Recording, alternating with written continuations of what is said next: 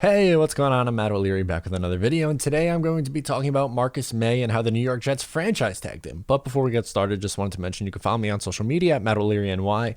If you haven't already, please make sure to check out the podcast wherever it is that you get your podcast or right here on the YouTube channel, and you can check out the merch in the link down below in the description. So for the first time since Nick Folk, yes, the Jets actually franchised the kicker back in the day, the Jets used the franchise tag on Marcus Maye, which I think is a smart decision. So according to Adam Schefter, the franchise tag for a safety is going to be $10.5 million, roughly, which is a little bit less than what it was anticipated.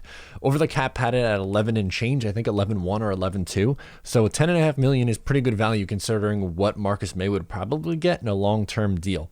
He's 28 years old.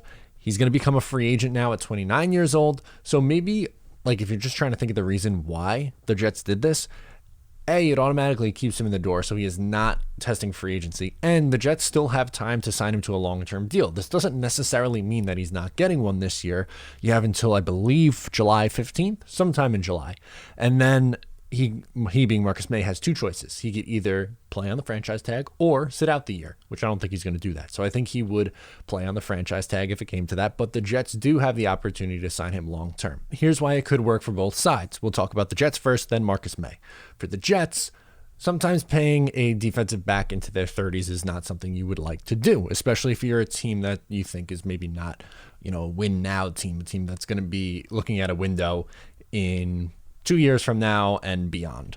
So having a good safety at this point on a prove-it deal at $10.5 million, which is a nice upgrade for the player, but a cap-controlled deal, which is something undervalued for one more year, is good for the Jets. And then if Marcus Maye does have another good year and they decide to sign him, you could do that at that point, or you could franchise tag him again.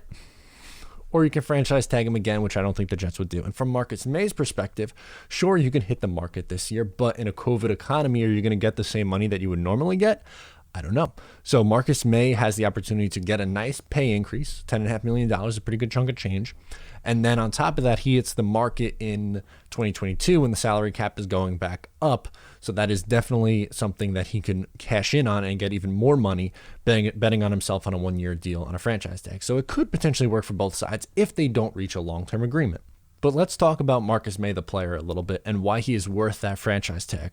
So Pro Football Focus grades over the last 3 years, 82.9 this past year, 74.5 in 2019, and a flat 80 the year before that over the last 3 years. This year allowed a 58.7 completion percentage against and an 80.4 rating. 2 sacks, 88 tackles. He came into his own without Jamal Adams, and he was, in my eyes, I thought he would be Jamal Adams' running mate. I thought it'd be the two of them together for the foreseeable future, and obviously everything goes haywire with Jamal Adams, so they trade Jamal, and Marcus Maye is the guy in the safety duo, and he did a really good job. He played really well this year, and I'm excited to have him back for 2021. Now, what happens beyond that? We don't know yet. I would be okay giving him a 3-4 year deal, and you could always get out of contracts after usually 2-3 years, depending on how they're structured and stuff like that, even 1 sometimes. But moral of the story, Marcus is back for this year, which is important. He's going to be a big part of the Robert Saleh defense at either free safety or strong safety. He's played both. I think he's better at free safety, but maybe they want to play him at strong safety. Earlier in the year, I believe they played him a little bit more at strong safety, and then they moved him back, and he was much better when he moved back. So I hope they keep him where he is, and I think that you can maybe use Ashton Davis at strong safety. Regardless of what the Jets decide to do, it's a good thing that you're bringing Marcus Maye back and you're not losing him for nothing. Letting him walk and just say, okay, we'll let you go to free agency, that would have been a mistake. So, yeah, I understand maybe if you're watching this, maybe you're a little frustrated that a long-term deal hasn't gotten done yet. And don't worry, as I said earlier in the video, a long-term deal still could get done, but the franchise tag ensures that he's not going anywhere now. So hopefully he gets a long-term deal before July. If not, he could play this whole year and then the Jets could sign him again, or he could play out this whole year and then hit free agency and the Jets don't have to worry about signing a 29-year-old safety.